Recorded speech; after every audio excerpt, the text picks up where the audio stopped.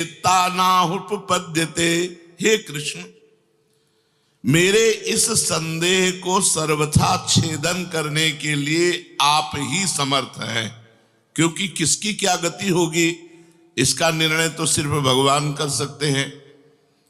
इस संशय का छेदन करने के लिए आपके सिवाय इस सृष्टि में दूसरा कोई नहीं हो सकता, इसलिए आप का गति कृष्ण, उसकी क्या गति होगी? भगवान बोल रहे हैं, बहुत सुंदर बोल रहे हैं। पार्थ नैवेह नामुत्र विनाशस्तस्य विद्यते, नहि कल्याण कृत कश्चित् दुर्गतिम तात गच्छति। पहली बात है कि उसकी दुर्गति नहीं होगी, ये तो बस पक्की मान लो। वो नरक नहीं जाएगा, वो स्वर्ग नहीं जाएगा, मोक्ष नहीं होगा, लेकिन उनकी दुर्गति भी नहीं होगी। ऐसा नहीं है कि वो दुर्गति को प्राप्त हो जाए। जिसको अंत काल में भगवान का स्मरण नहीं होता, उसका कहीं पतन तो नहीं हो जाता? अर्जुन का पूछना था। इस बात को लेकर के बहुत व्याकुलता थी कि बेचारा साधन कर रहा है, इंद्रियां बस में नहीं, मन में बस में नहीं, तो अंत समय भगवान का स्मरण नहीं होगा तो उसकी दुर्गति हो जाएगी। तो भगवान कह रहे पार्थ नैवेह नामुत्र विनाशस्तस्य विद्यते। हे पृथानंदन, सच्चे हृदय से जुड़ा था भगवान, जुड़ना देखते, रहत न प्रभु चित चूक किए की, करत सुरत सह बार ही की। भगवान उसकी क्रियाओं को नहीं देखते, उसके चित्त को देखा, हृदय की बात देखी। वो भगवान से जुड़ना चाहता है, वो भगवान को प्यार करना चाहता है, वो भगवान से मिलना चाहता है, पर इंद्रियां वश में ना होने के कारण, मन वश में ना होने के कारण बार बार वो विषयों में फिसल जाता है, बार बार भोगों में पतित हो जाता है। तो भगवान उसका पतित होना नहीं देखते, भगवान उसका चित्त से जुड़ना देखते हैं। रहत न प्रभु चित्त चूक किए की, करत सुरत सवार हिए की। हृदय की बात देखते, सच्चे हृदय से भगवान में जुड़ना चाहता था। अब उसका पतन नहीं हो सकता, मरने के बाद भी पतन नहीं हो सकता। जितनी उसकी स्थिति भजन में बन गई है, उसके नीचे वो गिर ही नहीं सकता। बहुत बढ़िया बात है। हमारा अगर 100 नाम जप हो गया है तो 101 से चलेगा अगले जन्म में, 99 से नहीं चलेगा। जिसकी जितनी भजन में स्थिति हो गई है, उससे वो नीचे वो नहीं गिर सकता। देखो, पहली बात तो दुर्गति हो नहीं सकती, नरक जाना नहीं है, स्वर्ग जाना नहीं है, दुर्गति होनी नहीं है। आगे भगवान बताएंगे उसकी गति क्या होगी। उसकी साधना जितनी है वो कभी नष्ट नहीं हो सकती। चाहे जितना बड़ा पाप बन जाए, उस पाप का उसे दंड भोगना पड़ेगा, लेकिन उसकी साधना नष्ट नहीं होगी। ये इस मार्ग का बहुत बड़ा सपोर्ट है कि मानो हम दिन भर भजन किया, हमसे शाम के गलती हो गई तो बोले दिन भर का भजन नष्ट हो गया। नहीं, आपका भजन दिन भर का वो है, और जो आपकी गलती हुई वो अलग है। गलती का आपको प्रायश्चित या दंड भोगना पड़ेगा, और भजन आपका सुरक्षित है, वो नीचे नहीं गिरेगा, उसकी साधन सामग्री नष्ट नहीं होगी। ये बहुत हृदय को शीतलता पहुंच। हमने जो नाम जप किया वो हमारा सुरक्षित है, नाम जप वो कभी नष्ट नहीं होगा। उसका पारमार्थिक उद्देश्य भी नहीं बदलेगा। उसने उद्देश्य बनाया भगवत प्राप्ति, वो उद्देश्य भी उसका नहीं बदलेगा। हाँ, कितने जन्म लगेंगे ये उसका प्रयास होगा, प्रयत्न होगा। वो जन्मता मरता रह सकता है, ना भजन उसका नष्ट होगा, कम होगा, ना उद्देश्य उसका बदलेगा। वो लगेगा भजन। भक्ति बीज पलटे नहीं, जो जुग जाए अनंत, ऊंच नीच कुल उपजय होए संत को संत। वो कभी ऐसा नहीं हो सकता कि इतना भजनानंदी अब भ्रष्ट हो गया तो वो पतित हो गया, नीच और दुर्गति, अरे सब बेकार, कुछ नहीं। जो गलती हुई उसका दंड मिलेगा, और जहां से वो भजन कर रहा है वहीं से उसकी भजन की स्थिति आगे बढ़ेगी। जैसे उदाहरण में राजर्षि भरत का उदाहरण दिया था कि हिरण पे वृत्ति गई तो हिरन बने, लेकिन गंडकी नदी में खड़े होके हिरन बन करके भी इतना भजन किया कि अगला जन्म जड़ भरत जी के रूप में ब्रह्म बोध संपन्न महापुरुष के रूप में हुआ। तो भगवान कहते हैं न ही कल्याण कृत कश्चित दुर्गतिम तात गच्छति। अर्जुन, हे तात, बहुत प्यार भरा संबंध है, उसकी दुर्गति नहीं हो सकती।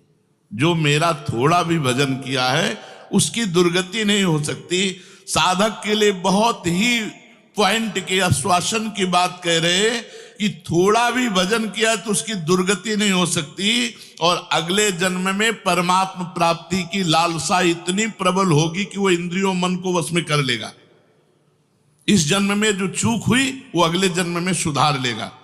उसकी दुर्गति नहीं होने का तात्पर्य है कि जो मनुष्य कल्याणकारी कार्य में लगा हुआ है, जिसके लिए मनुष्य शरीर मिला है, वो कार्य कर रहा है, भजन कर रहा है, सत्संग कर रहा है, स्वाध्याय कर रहा है, ठाकुर सेवा कर रहा है, वो अपने असली कार्य में लगा हुआ है, पर उसका मन चलायमान है, उसकी इंद्रियां चलायमान, तो उसकी दुर्गति नहीं होगी। कारण कि उसका ध्येय चिन्मय तत्व भगवान में है, इसलिए उसका पतन नहीं हो सकता। मैं उसकी रक्षा करता हूं, तो उसकी दुर्गति कैसे हो सकती है? क्योंकि उसने थोड़ा भी सही मेरा भजन किया है। मेरी दृष्टि सर्वभूत हिते रता है, सब पर मोरी बराबर दाया, सब मम प्रिय सब मम उपजाए। मैं सबको प्यार करता हूं। फिर जो मनुष्य मेरी तरफ चल पड़ा, अपना किसी तरह से कल्याण परम हित मानकर मेरी तरफ चल पड़ा, तो मैं उसे सबसे ज्यादा प्यार करता हूं। फिर मैं जिसे प्यार करता हूं उसकी दुर्गति कैसे हो सकती है? प्यार तो सबको करता हूं, लेकिन जो अपना मान करके मेरी तरफ चल पड़ा, मेरा भजन करने लगा, उसकी दुर्गति कैसे हो सकती है? मेरा वो समझे न समझे, उससे वास्तविक संबंध तो है ही। ममई वांसो जीव लोके जीव भूता सनातना। वो भले भगवान से संबंध ठीक नहीं लगा पा रहा, लेकिन भगवान तो जान रहे मेरा संबंधी है, मेरा अंश है ये। संसार के साथ उसका वास्तविक संबंध नहीं है। उसने मेरे साथ इस वास्तविक संबंध को, असली लक्ष्य को उसने स्वीकार किया कि अब इस जन्म में भगवान को प्राप्त करना चाहता हूं, तो चाहे जितना बड़ा गलती पड़ गई, अपराध पड़ गया हो, उससे दुर्गति उसकी नहीं हो सकती। भगवान कह रहे उसका किया हुआ साधन नष्ट नहीं हो सकता। हाँ, वो देखने में मोहित सा लगेगा कि भ्रष्ट हो गया, अब तो कोई भजन साधन नहीं, अब तो भ्रष्ट सा हो गया है, साधन छूटा दिखाई देगा। परंतु ऐसी परिस्थिति में भी मैं उसका साथ नहीं छोड़ता। उसने मेरा भजन छोड़ दिया, मेरा साधन छोड़ दिया, लेकिन मैं उसका, जैसे एक सत्संग में दृष्टांत में देते थे कि जगन्नाथ जी की सेवा में श्रीअंग पार्षद रहते थे, तो उनमें से एक पार्षद वैश्या संसर्ग करने लगे कुसंग के कारण। तो जब सब पार्षदों को पता चला तो उन्होंने बुलाया और कहा, देखो तुम परम पावन श्री जगन्नाथ जी के अंग सेवी हो, या जगन्नाथ जी की सेवा छोड़ो वैश्या का संग करो, या वैश्या संग छोड़ो जगन्नाथ जी का अंग संग करो। तो भगवान की माया से मोहित हुए, साधन से गिरे हुए होने के कारण उन्होंने जगन्नाथ जी का अंग संग छोड़ दिया और वैश्या का अंग संग स्वीकार किया। आश्चर्य की बात कि जब उनका शरीर पूरा हुआ, वैश्यागामी जो अंग संग सेवी थे, तो जब शरीर पूरा हुआ तो जगन्नाथ जी ने स्वप्न में अपने पार्षदों को आदेश किया कि उसकी अंत्येष्टि क्रिया हमारे पार्षदों जैसी की जाए। तो उनका प्रभु स्वप्न में ही कहा कि प्रभु, उन्होंने तो आपको छोड़कर वैश्या को स्वीकार कर लिया था। तो बोले, उन्होंने छोड़ दिया था, ये उनकी हिम्मत है, हमारी हिम्मत नहीं, हमारा स्वभाव नहीं है, हमारी सामर्थ्य नहीं है। हम एक बार जिसको पकड़ लिया उसको कभी छोड़ते नहीं। तो भगवान यहाँ कह रहे हैं कि कभी कभी वो मोहित हो जाता है, वो साधन छोड़ता, लेकिन मैं उसे नहीं छोड़ता। ये खास बात समझो, मैं उसे नहीं छोड़ता। उसका किया हुआ अपराध, किया हुआ पाप, भले उसको थोड़ा समय दंड भुगताने के लिए, लेकिन मैं उसे छोड़ता नहीं हूं। तो उसकी दुर्गति कैसे हो सकती है? इसलिए घटना घट सकती है, ये तो भगवान कह रहे मनमानी मत करना।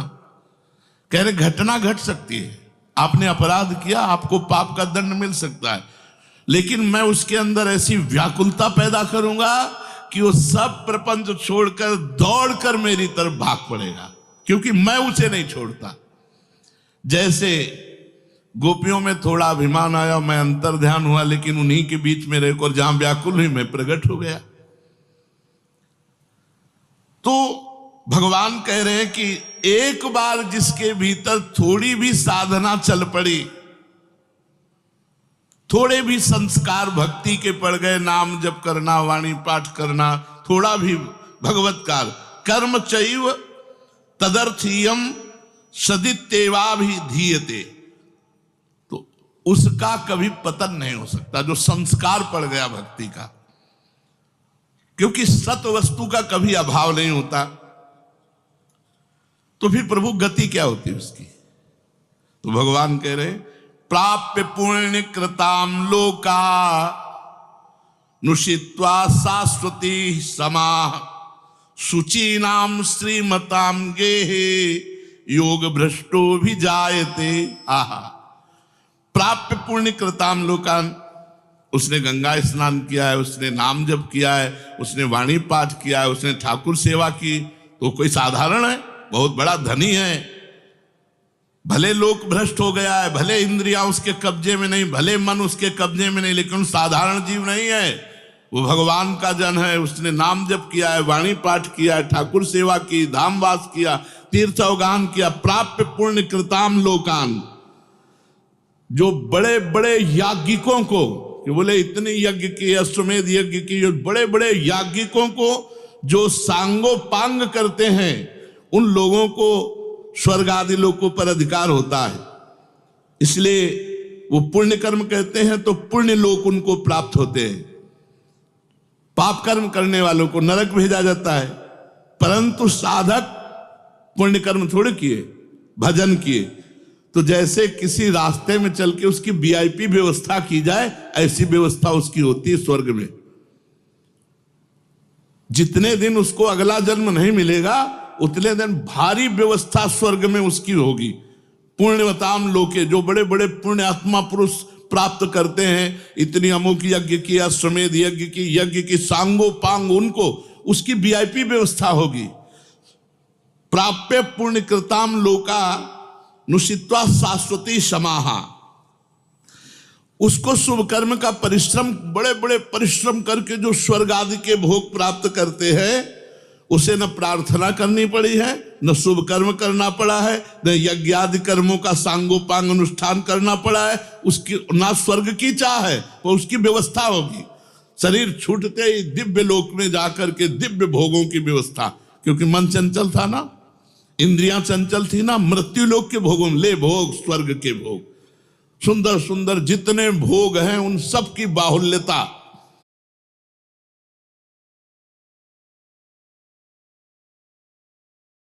वहां भोगों की जो वासना बनी थी उसके अनुसार भोग, मान लो स्त्री की तो एक से एक अप्सरा, दुनिया का सब वैभव स्वर्ग में विराजमान है, त्रिभुवन में खूब भोगने के लिए सब एकत्रित कर दे, क्योंकि भजनानंदी कोई साधारण थोड़ी है, उसकी वीआईपी व्यवस्था हुई।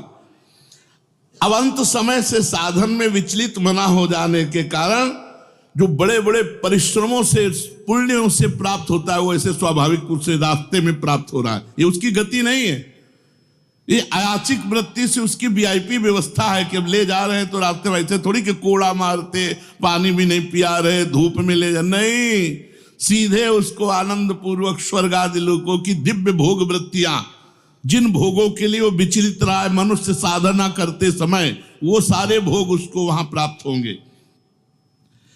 वहां रहने पर इतना भोग दिलाया जाता है कि उसकी अरुचि हो जाती है स्वर्ग के भोगों से। मर्तलोक में आके दोबारा फंसेगा क्या? स्वर्ग के भोगों से अरुचि हो जाती है, जहां आसक्ति रही है वो भोग ही भोग उसको व्यवस्था कर दी जाती है, वो घृणा हो जाती है उसको स्वर्ग में ही भोगों से, इतनी वीआईपी व्यवस्था। क्योंकि अंदर से तो भजन था, उद्देश्य भगवान की प्राप्ति का था, तो स्वर्ग आदि के भोग भोगने पर उसे घृणा हो जाती है। वो अपनी वासना जो अंदर थी, जिनके कारण इंद्रियों मन को जीत नहीं पाया, वो देख लेता है, अरे अब ये तो मर्त्य लोक के भोग है, स्वर्ग के भोग। उसको वहां उसके अंदर घृणा हो जाती है। उसित्वा शाश्वती क्षमा, फिर उसे और ऊंचे लोकों में, अगर समय है अभी, तप लोक, जनलोक, महालोक, ब्रह्मलोक, ऐसे महान लोकों में उसे ऊंचे के लोकों में भेजा जाता है। और वहां भी इसलिए भेजा जाता है कि यहां के स्वर्ग के भोगों से रुचि, अब यहां के ब्रह्मलोक के भोग देख ले। भजन का फल है ब्रह्मादिक के भोग सब विषम लागत ताई, नारायण ब्रज चंद की लगन लगी है जाई। जब ठाकुर जी से मिलने की चाह लग जाती तो यहीं इसी शरीर में ब्रह्मादिक के भोगों से भी वैराग्य हो जाता है। भोग भोगने के उद्देश्य से नहीं, क्योंकि जो भोग भोगने के उद्देश्य से जाते हैं उनके पुण्य क्षीण होने पर फिर वो लौटकर मृत्यु लोक में आते हैं, इसलिए वो सीमित वर्षों तक स्वर्ग लोक आदि में रहते हैं। परंतु जिसका उद्देश्य भोग नहीं भजन था और योग भ्रष्ट हो गया है सूक्ष्म वासना के कारण, तो स्वर्ग आदि लोकों में जाएगा, उसका भजन नहीं क्षीण होगा। जैसे पुण्यात्मा स्वर्ग गया, भोग भोगा, तो उसका पुण्य क्षीण होगा, लेकिन इसका नहीं, इसका तो स्टॉक है, ये तो भागवतिक व्यवस्था है उसकी, ये ब्याज की व्यवस्था है। मूल तो ऐसे ही साधन संपत्ति है। देख लो, कोई घाटे का सौदा नहीं, वीआईपी व्यवस्था होगी मरने के भी बाद, अगर चूक हो गई तो, और चूक ना हुई तो सीधे निकुंज चलना है। वैसे यहां चूक हो जाए तो भी निकुंज जाना है, क्योंकि वृंदावन धाम है ना। अगर यहां शरीर छूटेगा तो यहां स्वर्ग थोड़ी ले जाए, देवताओं का प्रवेश है नहीं, यहां तो वृंदा सखी सहचरियों का है। वो बहुत वर्षों तक उसके भोग सुविधा की सीमा नहीं रहती, ऐसी व्यवस्था होती है। अच्छा, जो भोग भोगने के उद्देश्य से ऊंचे लोकों में जाते हैं उनको फिर पतित होना पड़ता है, लेकिन ये योग भ्रष्ट जब ऊंचे लोकों में जाता है तो पतित नहीं होता, उसकी साधन संपत्ति प्रकाशित रहती है ज्यों की त्यों, और उसका सद्भाव जागृत रहता है। सब मिथ्या है, भगवान मिथ्या करवाते करवाते ब्रह्मलोक तक के भोगों का मिथ्या। अब उन सुख भोगों को भोगने के बाद सुचि नाम श्रीमताम गेहे योग भ्रष्टो भी जाते। अब यहां जब प्रकट हुआ, कब उसका जन्म होगा, कोई सीमा रखी जाती है? अरुचि, अरुचि सीमा रखी जाती है। जब तक उसे भोगों में अरुचि नहीं होगी तब तक ऊपर के लोगों को भोगों में उसे रखा जाएगा। नरक वरक तो जाने की बात नहीं, वीआईपी भोग। जब अरुचि हो गई, अरुचि होगी ही, क्योंकि वो भगवान का भजन करता रहा है। वो ऐसा नहीं कि अब विश्राम मान ले कि अब अप्सरा मिल गई, विमान मिल गया, स्वर्ग मिल गया, अब यही नहीं। उसकी यात्रा नहीं रुकेगी, उसका भजन उसको कचुटेगा, उसके अंदर जलन पैदा होगी, अशांति हो जाएगी। ये सब भोग नहीं चाहिए, मुझे भगवान चाहिए, चलो ब्रह्मलोक। वहां भी ये नहीं चाहिए। तो अब सुचि नाम श्रीमताम गेहे योग भ्रष्टो भी जायते। अब योग भ्रष्ट जब मृत्यु लोक में लौटा तो जगत पूज्य घर में पैदा हुआ। जगत पूज्य घर में श्रीमान, सारा संसार जिसे झुके, ऐसे घरों में पैदा, उच्च कुल, भक्ति संपन्न। श्रीमान का मतलब होता है, एक लौकिक शब्द होता है वैभव संपन्न, लेकिन भागवतिक वैभव संपन्न महापुरुषों के घर में उसका जन्म होता है। और लौटने का कारण जो है, उस कारण को भगवान जानते हैं, उसकी बहुतायत कर देते हैं। स्वर्ग भोगा, ब्रह्मलोक के भोग भोगे, और यहां सारे भोग उसके दे दे, ये ले, अरे भगवान का दास है कोई और, ये ले, ऐसे घर में पैदा किया। अब उसकी जो साधन संपत्ति उसको खोल देते हैं। अभी तक बंद रखा, हानि नहीं हो सकती।